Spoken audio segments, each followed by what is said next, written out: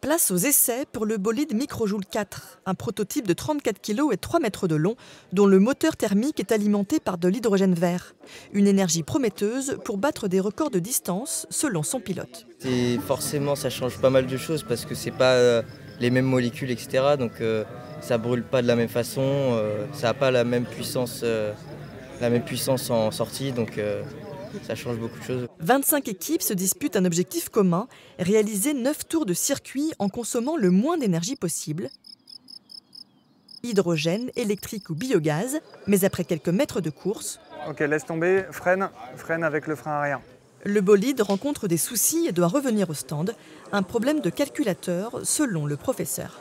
On utilise un nouveau calculateur depuis cette année sur tous les véhicules.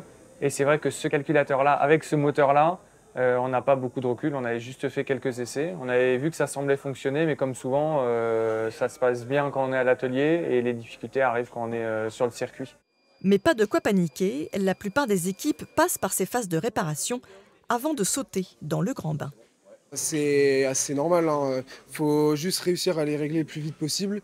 Et là, du coup, on a réussi à trouver, donc ça fait 1 heure, 1 heure et demie qu'on est dessus.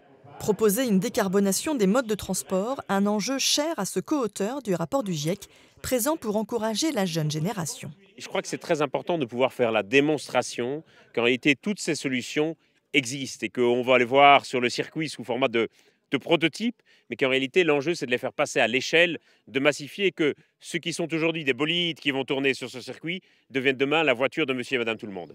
Une épreuve automobile doublée d'un défi technologique qui a aussi pour ambition de former les ingénieurs et techniciens de demain, engagés dans la lutte contre le dérèglement climatique.